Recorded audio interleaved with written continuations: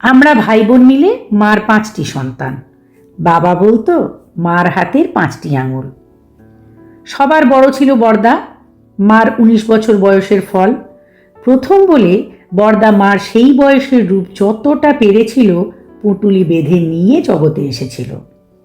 শুনেছি ঠাকুরমা বলতো, অত রং অমন চোখ নিয়ে যদি এলি তবে দাদু মেয়ে হয়ে এলি না কেন? ঠাকুরমার ক্ষোভ বছর 2 পরে মা মিটিয়ে দিল। এবার এলো বর্দি। বর্দা পুরুষ মানুষ বলে ওপর ওপর থেকে মার রূপ চুরি করেছিল। বর্দি মেয়ে বলে আমাদের মার অন্তর থেকে সব যেন শুষে নিয়ে ঠাকুরমার কোলে এসে পড়ল। নয়নের মণির মতো করে ঠাকুরমা বুড়ি বর্দিকে 3টি বছর আগলে রেখে লালন পালন করে ঝুলন পূর্ণিমার রাতে মারা গেল। বুড়ি মারা যাবার সময় আমাদের 3 বছরের বর্দিকে মরণের ঘোরে রাধাকৃষ্ণর গল্প শোনাচ্ছিল। শোনাতে শোনাতেই স্বর থেমে গেল। আমরা এসব গল্প মা বাবার কাছে শুনেছি। বাবাই বেশি বলতো। বাবারই অতীতমোহ অতিরিক্ত ছিল। বর্দির পর আমাদের মেজদা। মেজদা আবার বাবার মতো। অবিকল বাবার মুখের আদল তার। সেই রকম লম্বা লম্বা হাত, গায়ের রং একটু তামাটে। ছোট আর আমি মাত্র 1.5 বছরের এদিক ওদিকে জন্মেছি। ছোটকে আমি দিদি বলিনি কোনো কালেও, আজও বলি না। ছোট আমাকে ছোটবেলায় করে বলতো, মানে কনিষ্ঠ। তার খ্যাপানো ডাক থেকেই আমার নাম কড়ি হয়ে গিয়েছিল। আমাদের সংসারে প্রথম শোক এলো বর্দির বিয়ের পর। তার স্বামী খারাপ রোগে ভুগছিল। বর্দির প্রথম ছেলেটা হলো নাক ভাঙা বিকলাঙ্গ, মরে গেল। পরে আরও একটা পেটে এসেছিল, এসেই নষ্ট হয়ে গেল। স্বামীর রক্তে কোন রোগের পোকা বংশবৃদ্ধি করছে ততদিনে বুঝতে পেরেছে বর্দি। নিজেও ভুগছিল।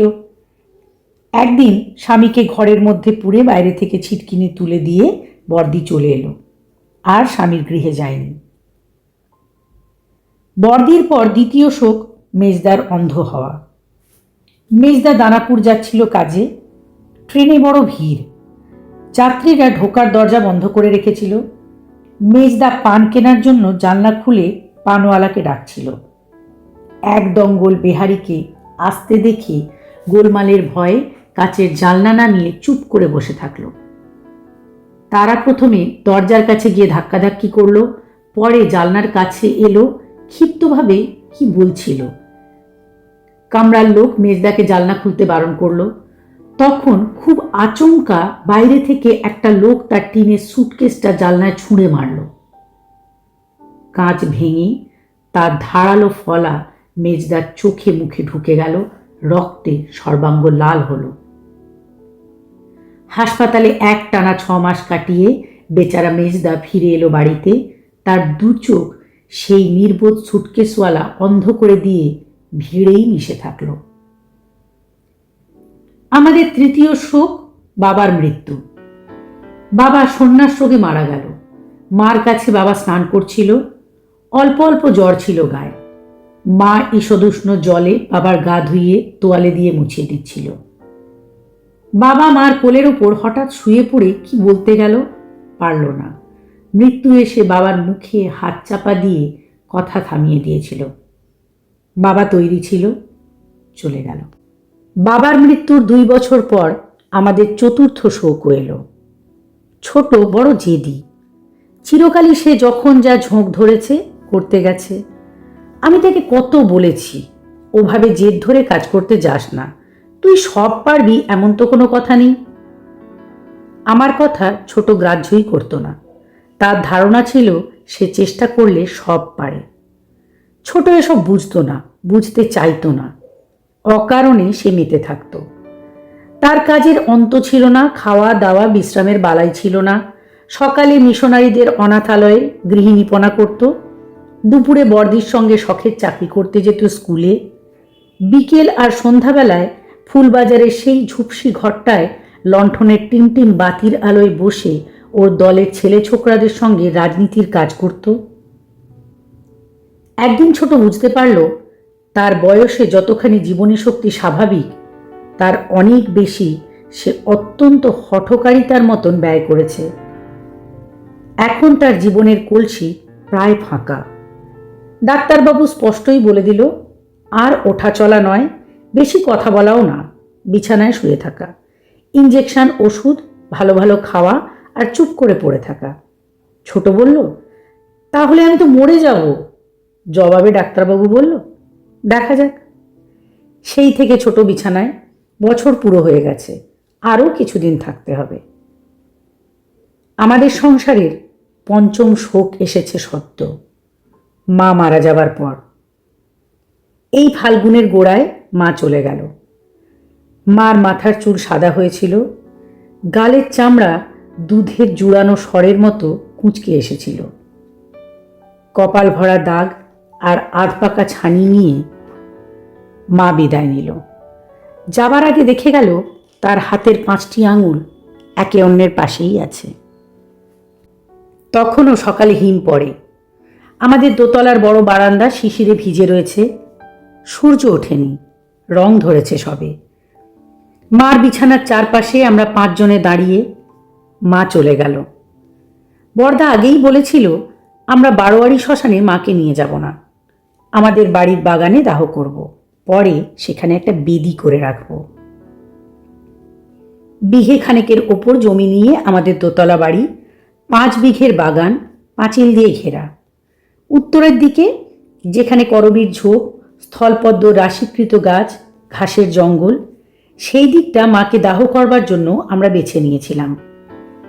ঘাস জঙ্গল পরিষ্কার করে কদম গাছটাকে মাথার কাছে রেখে মার চিতা তৈরি হলো।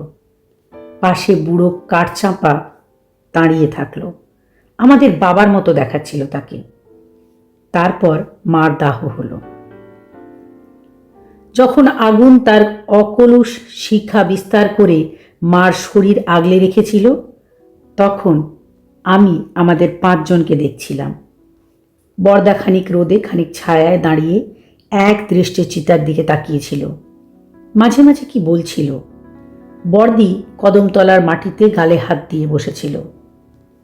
মেজদা বড়দির পাশে আসন পা করে বসে, 2 হাত বুকের কাছে, তার অন্ধ চোখ চিতার দিকে। কাঠচাঁপার গুড়িতে হেলান দিয়ে ছোট ফোলা ফোলা মুখ করে বসে। আমি ছোটর কাছে চুপ করে দাঁড়িয়েছিলাম। ছোট এক সময় বলল, এখন কি জল খেতে আছে রে, আমার বড্ড তেষ্টা পেয়েছে। আমি কিছু জানতুম না, বললাম, এখন না, আর খানিক পরে খাস। এখন চৈত্র মাস, চৈত্রের শুরু সবে। মার শ্রাদ্ধ শান্তি চুকে গেছে। যে জায়গায় আমরা আমাদের মাকে দাহ করেছিলাম সেই জায়গা পরিষ্কার পরিচ্ছন্ন, চারপাশ যেন নিকোনো। শ্রাদ্ধের পরপরই আমরা ওখানে সুন্দর করে বেদি করেছি, কাশির সাদা পাথর দিয়ে বেদিটা মোড়া। এখনো যেন কাঁচা গন্ধ লেগে আছে ওর গায়ে। হাত রাখলে মনে হয় ঠান্ডা লাগছে, নরম মসৃণ স্পর্শ। মাসান্তে আমরা এই বেদিতে বসেছিলাম। বেদির মাথার দিকে ছোট কুলঙ্গির মতন বড়দি সেখানে প্রদীপ এবং ধূপ জ্বেলে দিয়েছিল। বাতাসে ঝাপটা লাগছিল না বলে দীপের শিখাটি জ্বলছিল। অগুরু চন্দনের ধূপে পুড়ে খুব ফিকে একটা গন্ধ বাতাসে ভাসছিল। আর চৈত্রের পূর্ণিমা বলে চাঁদের আলোয় সাদা বেদিটা থপথপ করছিল। আমরা 5 জনে বেদির উপরে বসে। বড়দা বলল, আমরা যতদিন বেঁচে আছি মাসের এই দিনটাতে সবাই একসঙ্গে এখানে এসে বসবো। বলে একটু থামলো বড়দা। বড়দির মুখের দিকে তাকিয়ে বলল, আবার, এই পরিবারের নিয়ম হলো। কি বলিস অনু? অনু বড়দির ডাক নাম, পুরো করে অনুপমা। ছোটর নাম নিরুপমা, বড়দির সঙ্গে মিল করে রাখা। বড়দি মাথা নেড়ে বড়দার কথায় সায় দিল, বলল, বাবার বেদিটাও যদি আমরা করে রাখতাম। বড়দির গলায় আক্ষেপের সুর। বড়দির আক্ষেপ খুবই সঙ্গত, কিন্তু তখন তো আমাদের মাথায় এ বুদ্ধি আসেনি, মাও কিছু বলেনি। বড়দা কয়েক দণ্ড আকাশের দিকে চেয়ে থাকলো, তারপর নিঃশ্বাস ফেলল মুখ নামিয়ে। বলল, খুবই ভালো হতো, তবে মা রাজি হতো কিনা কে জানে। রাজি হতো না। বড়দি বেশ অবাক হয়েছিল যেন। কেন? মা কেন রাজি হতো না? হতো না হয়তো, বরদা সন্দেহের গলায় বলল। সবাই এসব পছন্দ করে না, সংস্কার। আমরা বোধহয় অনেক কিছু পুরোপুরি অগোচরেই রাখতে চাই। মেজদা হঠাৎ কথা বলল। আমরা তাকালাম। তার অন্ধ চোখ একদিকে স্থির রেখে মেজদা বলল, শ্মশানে পুড়িয়ে আসার সময় আমরা কি ভাবি জানো দিদি? কি? অনেকের মধ্যে দিয়ে এলাম, যেন সঙ্গী সাথীর মধ্যে। মরার পর আবার সঙ্গী সাথী কি? ছোট বলল, কিছু না, মানুষ তবু ভাবে। মেজদা উদাস গলায় বলল, তুই জানিস না ছোট, কত মানুষ মৃত্যুর পর আত্মার অবস্থাকে তীর্থযাত্রা কল্পনা করে নেয়। আমরা সকলে মেজদার দিকে তাকিয়ে বসেছিলাম। মেজদার গলার স্বর গোল ও নিটোল, বাঁশের আর বাঁশির মতো মোটা। এই স্বর শুনলে অনুভব করা যায় মেজদার গলায় সবটুকু অন্তর থেকে এসেছে। মেজদার কথাবার্তাও অন্যরকম। আমরা মনে মনে অহরহ কথা বলি, মুখে নয়। মনের এই শব্দহীন বাক্যস্রোত যদি শব্দময় হয়ে ওঠে, এইরকম শোনায় হয়তো, মেজদার কথার মতো। বর্দি বলল, তুই স্বর্গের কথা বলছিস দিনু? মেজদার নাম দীনেন্দ্র, ছোট করে দিনু। বর্দির কথায় মেজদা আলগা করে মাথা নাড়ল, বলল, না দিদি, স্বর্গ তো শেষ কল্পনা। আমি এই মর্তের পর স্বর্গের আগে যে পথ তার কথা বলছি। সে আবার কি? ছোট বললে অবাক হয়ে, মাঝপথের কথাও মানুষ ভাবে? ভাবে। যত ভালো করে ভেবে নিতে পারা যায় ততই ভালো রে ছোট। আমি রাঁচির দিকে মুন্ডা না মুঙ্গরিদের গ্রামে এক বাড়িতে ছবি দেখেছিলাম একটা। ওদের কথা বাদ দাও, ছোট বলল। বাদ কেন, শোনো না।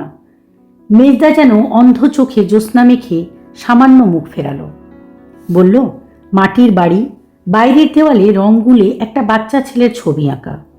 ঘোড়ার পিঠে চড়ে বাচ্চাটা চলেছে, এক হাতে লাঠি, অন্য হাতে লাগাম, কাঁধে খাবারের পুঁটলি, মাথায় তেষ্টা মেটাবার জন্য জলের ঘটি রাখা। ওই ছবির মানে বলে দিল ফরেস্ট বাবু। ও বাড়ির ছেলে মারা গেছে, তাই ওই ছবি। আহা, বড়দি দুঃখ পেল। মেজদা বলল, মানেটা তুমি শোনো দিদি, বড় অদ্ভুত লাগে। ভাবতো ওরা বিশ্বাস করে নিয়েছে মৃত্যুর পর তাদের ছোট ছেলেটিকে একা একা অনেক দূরে যেতে হবে, তাই তাকে বসিয়ে দিয়েছে ঘোড়ায়, হাতে দিয়েছে লাঠি, পুঁটুলিতে বোধহয় চিঁড়ে গুড়, আর মাথায় তেষ্টা মেটাবার জল। স্নেহ, মমতা, ইহলোকের মায়া ও দুঃখ, পরলোকের দুর্ভাবনা, সব যেন এই ছবিতে মহৎ ও সুন্দর হয়ে কল্পিত ছিল। আমি অভিভূত হলাম। জ্যোৎস্নার ধারার মতো আমার কল্পনা সেই ছবির গায়ে আলো বর্ষণ করছিল। অনেকক্ষণ বুঝি কেউ কোনো কথা বলল না আর। চৈত্রের চঞ্চল বাতাস বাগানের তৃণ এনে আমাদের গায়ে মাথায় ফেলে দিচ্ছিল। বেদিতে আমাদের 5 জনের ছায়া পরস্পরকে স্পর্শ করে ছায়ার একটি আশ্চর্য রকম জাফি তৈরি হয়েছে। চাঁদটা সমুদ্রের মতোই নীল অনেকটা, পর্যাপ্ত জ্যোৎস্না। মার বেদির মাথার কাছে সেই বৃন্দাবনের কদম্ব গাছ, মার পাশে বুড়ো কাঠ চাপা। কদম্ব গাছটার বয়স আমার সমান। বৃন্দাবন থেকে এনেছিল বাবা, এখনো বর্ষায় ফুল ফোটে।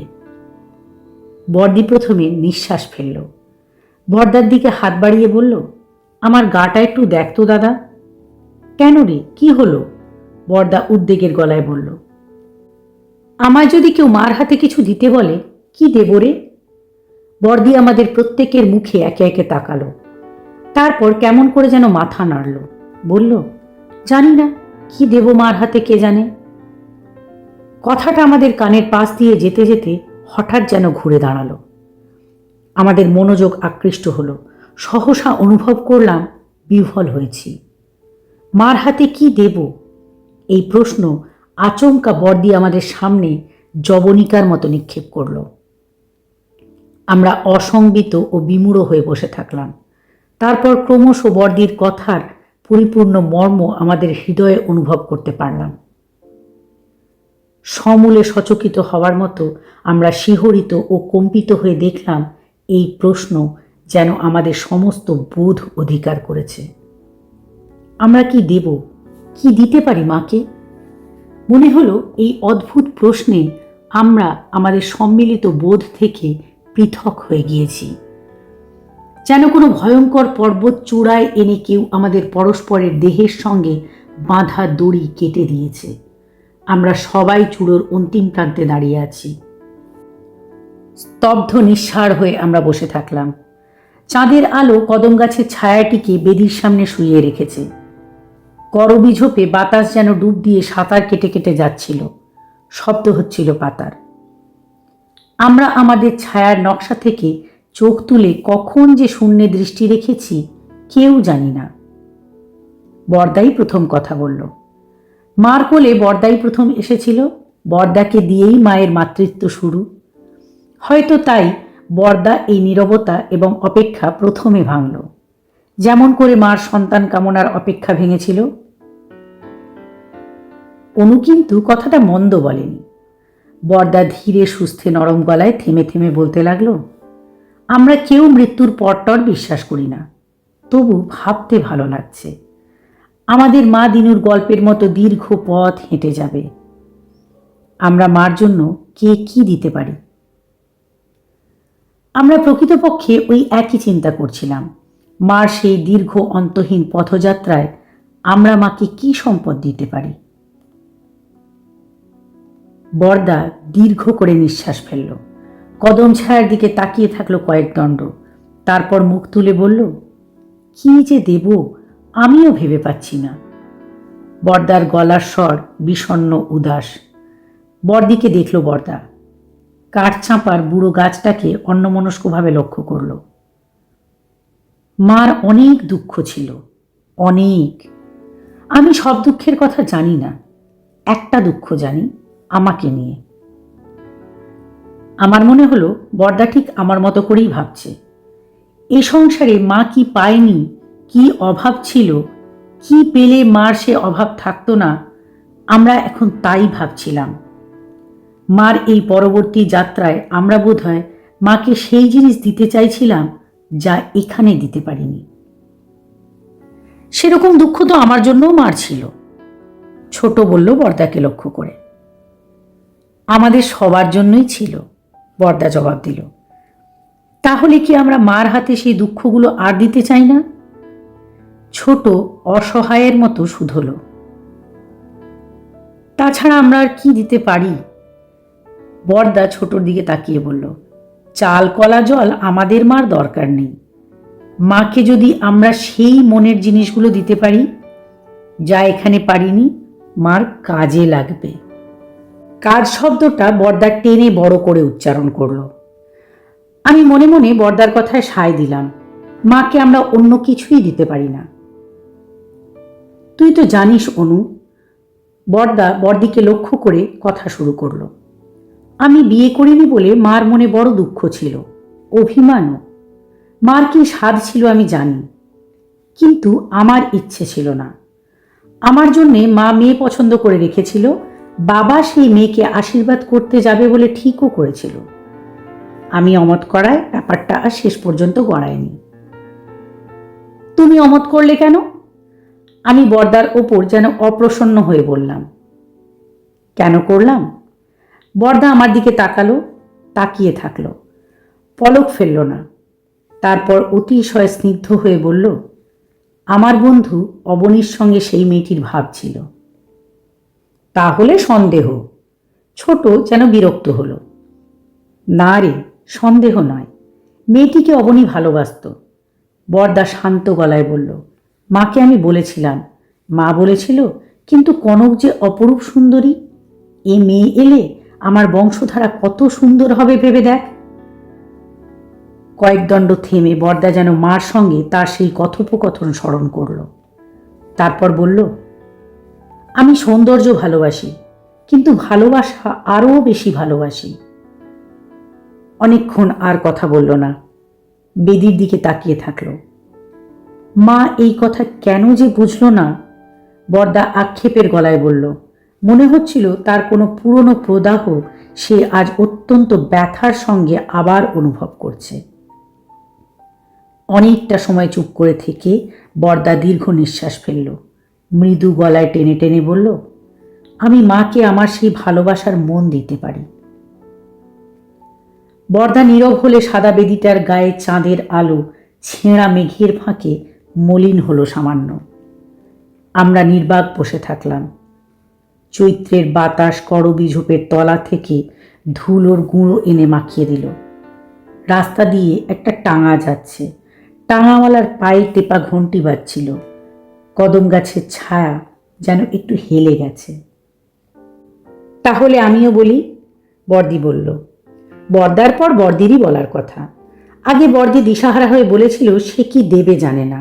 এখন বর্দার কথার পর বর্দি মন স্থির করতে পেরেছে। বর্দি কি দেয় শোনার জন্য আমরা সকলে মুখ তুলে তার দিকে তাকালাম। জ্যোৎস্না আবার স্পষ্ট হয়েছে। চন্দ্রকিরণে বর্দিকে রেশমের মতো নরম মসৃণ দেখাচ্ছিল। হাঁটু ভেঙে একপাশে হেলে বসেছিল বর্দি। তার হাতে সরু দুগাছা করে সোনার চুড়ি, সাদা হাতে মিনের কাজের মতো চুড়ি দুটো চকচক করছিল। অল্প সময় ইতস্তত করে বর্দি বলল, আমি অমন করে শ্বশুরবাড়ি ছেড়ে চলে এসেছি বলে মা কোনোদিন খুশি হয়নি। তুই তো জানিস দাদা, মা তোকে কতবার সেই লোকটার কাছে যেতে বলেছে। কেন বলতো? বলতো যাতে তুই তাকে ভুলিয়ে বুঝিয়ে সুঝিয়ে আনতে পারিস। সোজা হয়ে বসে নিল বর্দি।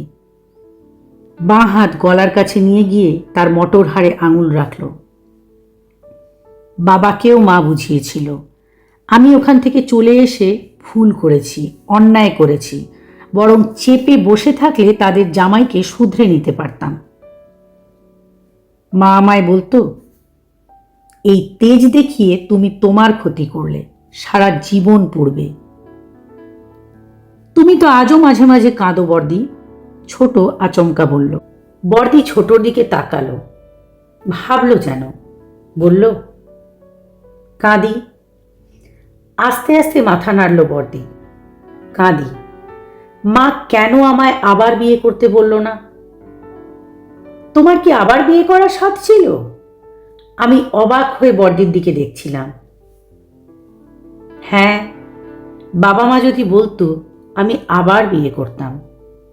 চামড়ার ব্যবসাদার সেই লোকটাকে ত্যাগ করে এসে আমি শুধু নিজেকে বাঁচিয়েছিলাম, কিন্তু আমার দরকারটুকু তো পাইনি।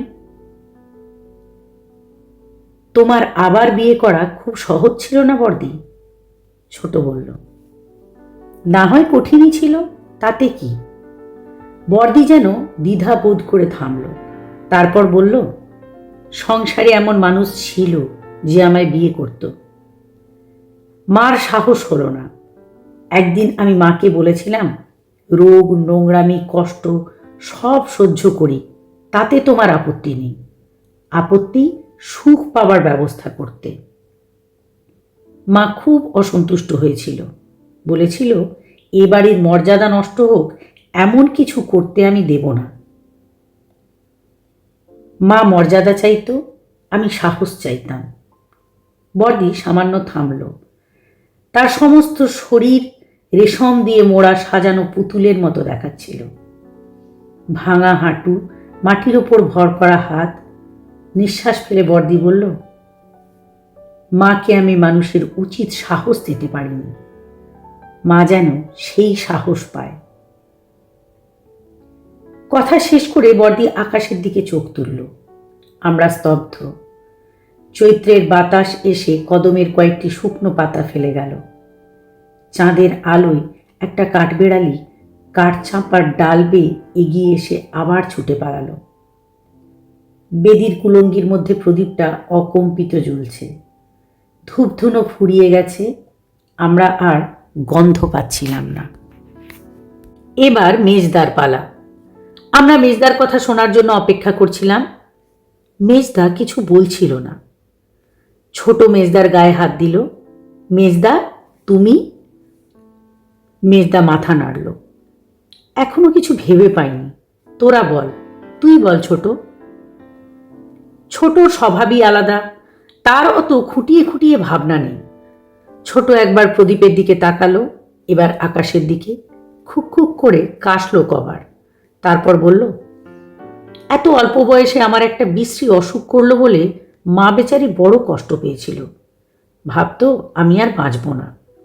আমিও প্রথম প্রথম সেই রকমই ভেবেছি। মা বলতো, তুই নিজে ইচ্ছে করে এই অসুখ বাঁধালি। কি বোকার মতো কথা বলো তো বর্দি। অসুখ কি কেউ ইচ্ছে ইচ্ছে করে বাঁধায়? না, অসুখে সুখ আছে। একদমকে কথা বলছিল ছোট, বলতে বলতে থামল। মনে হলো সে কোনো কিছু না ভেবেই কথা শুরু করেছিল, তারপর খেই হারিয়ে ফেলেছে, কি বলবে ভেবে পাচ্ছে না। আমরা চুপ করে থাকলাম। ছোট একটু যেন অপ্রস্তুত হলো, মাথার বেনি বুকের কাছে টেনে আঙুল জড়িয়ে দু চারবার দোলালো। ছোটর গায়ে হালকা রঙের একটা শাড়ি, গায়ে অর্ধেক হাত জামা। ছোটর কপাল ছোট, দুপাশের চুল তার প্রায় সবটুকু কপালই ঢেকে ফেলেছে।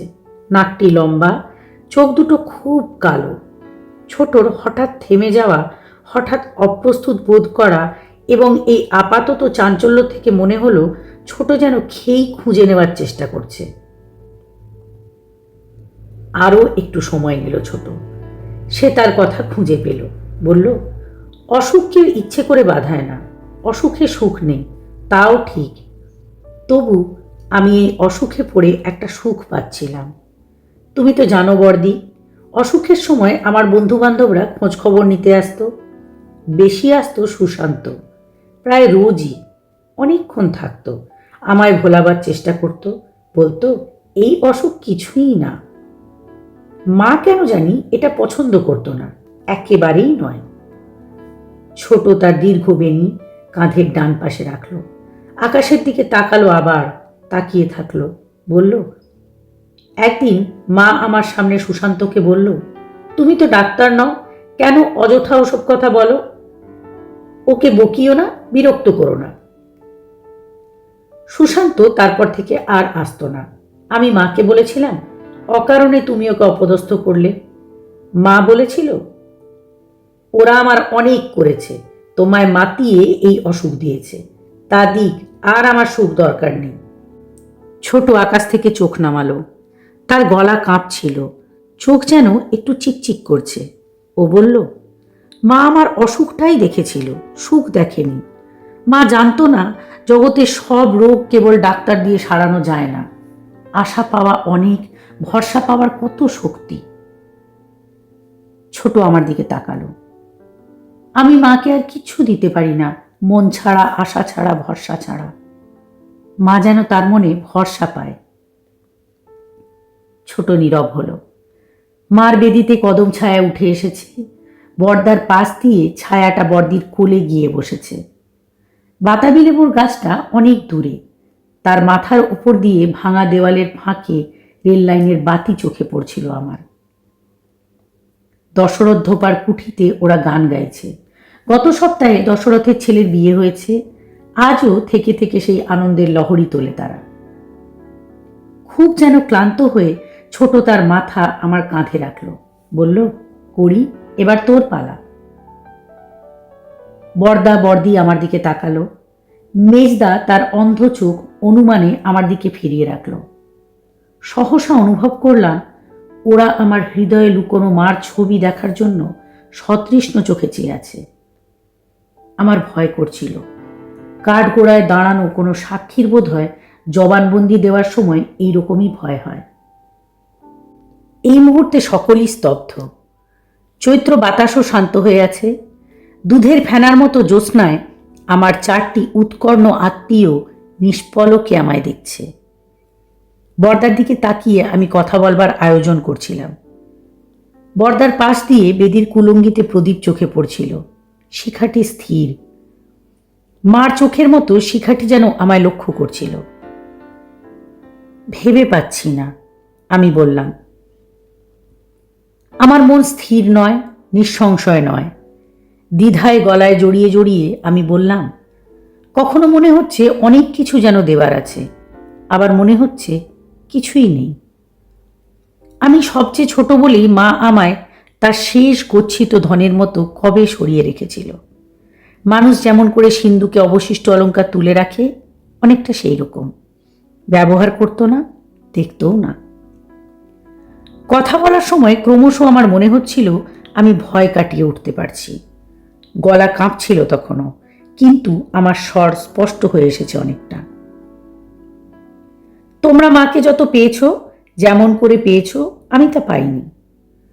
আমার মা আমাদের সংসারকে তেমন করে বুঝতে দেয়নি। ভাবতো আমার এসবের দরকার নেই। কিন্তু আমি মাকে দেখেছি। একবার মার সঙ্গে আমায় কাশি যেতে হয়েছিল। তোর মনে আছে ছোট? বাবা মারা যাওয়ার পর মা একবার আমায় নিয়ে কাশি গিয়েছিল 15-20 দিনের জন্য। তোরা ভেবেছিলি মার মন ভালো নয়, বাবার অভাবে মন বড় কাতর, তাই মা কটা দিন তীর্থের জায়গায় মন জুড়িয়ে আসতে গেছে। হয়তো খানিকটা সেই উদ্দেশ্যেই মা গিয়েছিল, কিন্তু সবটা নয়। আমার গলা স্পষ্ট হয়ে উঠেছিল। আমি আর ভীত হচ্ছিলাম না। আমার মনের সামনে সব স্থির হয়ে গিয়েছিল। যা খোঁজার আমি যেন তা পেয়ে গিয়েছিলাম। প্রদীপ শিখাটি শেষবারের মতো দেখিয়ে আমি চোখ ফিরিয়ে নিয়ে মেজদাকে দেখছিলাম। কাশিতে বাবার এক বন্ধু থাকতো, আমি কখনো তার নাম শুনিনি। শচীন জ্যাঠামশাই? বরদা বলল অবাক হয়ে। হ্যাঁ, তুমি তাহলে জানো? জানি বই কি, শচীন জ্যাঠাকে আমি কতবার দেখেছি। তুইও দেখেছিস অনু? দেখেছি, বর্দি মাথা নাড়ল। বাবার সঙ্গে ব্যবসা করতো, তারপর কি হয় আলাদা হয়ে গেল, পরে আর আমি শচীন জ্যাঠার কথা শুনিনি। নানা জায়গায় ঘুরে শেষে তিনি কাশিতে গিয়েই শেষ জীবন কাটাচ্ছিলেন, আমি বললাম। বলার সময় শচীন জ্যাঠামশাইয়ের কাশির সংসার আমার চোখে ভাসছিল, স্পষ্ট, অনাবৃত। বাঙালি টোলার অন্ধকার গলিতে নরকের মতো ছোট ছোট খুপড়ি ঘরে ওরা থাকতেন। উনি স্থবির হয়ে পড়েছেন। স্ত্রী শ্বাসরোগে শয্যাশায়ী। বড় ছেলে হোটেলের গাইডগিরি করে। 2টি মেয়ে, একটি পা খোঁড়া হয়ে গেছে টাঙা থেকে পড়ে, অন্যটি কোন বাড়িতে যেন রান্নাবান্নার কাজ করে দেয়। ছেলের বউ মারা গেছে 2টি বাচ্চা কাচ্চা রেখে। কাশির সেই অন্ধকার সরু নোংরা পাতকুয়োয় একটি অসহায় পরিবার গলা পর্যন্ত ডুবে। মা গিয়েছিল সেখানে বাবার পুরনো কোন ব্যবসায় শচীন জ্যাঠা কবে কাগজপত্রে বাবার অংশীদার ছিল সেটা নাকচ করিয়ে আনতে। উনি সে কথা মনে রাখেননি, আর মনে রাখার কথাও নয়। তবু মা আইনের ফাঁক রাখতে রাজি নয়। কে জানে কবে এই গর্ত খুঁড়ে সাপ বেরুবে না। 100 টাকার 2খানা মাত্র নোট মা শচীন জ্যাঠার হাতে দিয়ে সেই পুরনো অংশীদারি বাতিল করিয়ে নিল। আমি মাকে বলেছিলাম, তুমি তো অনেক আগেই এটা ওদের ছেড়ে দিতে পারতে মা। বাবাও তো কাঠের ব্যবসাটা আর করতো না। জবাবে মা বলেছিল, তুমি ছেলে মানুষ, বিষয় আশয় কিছু বোঝো না। ওই ব্যবসা অন্যের তদারকিতে দেওয়া আছে, বছরে 1000-2000 টাকা বাড়তি আসে। টাকাটা আমি অকারণে খোয়াবো? অত স্বার্থত্যাগ আমি শিখিনি। আমার গলা শিরা যেন কেউ আঙুলে জড়িয়ে জড়িয়ে টানছিল। সেই যন্ত্রণায় আমি কিছুক্ষণ আর কথা বলতে পারলাম না। আমার সামনে শচীন জ্যাঠার পিঁচুটি ভরা চোখ দুটো ভাসছিল। কি দুর্গতি তার! মা স্বার্থত্যাগ জানত না। আমি চাপা গলায় বললাম, মা দীন ছিল আর মন কৃপণ ছিল। আমায় যদি কিছু দিতে হয় আমি মাকে স্বার্থত্যাগ দেব, আর কিছু না। আমি নীরব হলে বৃন্দাবনের কদম গাছ তার ছায়া আরও দীর্ঘ করল।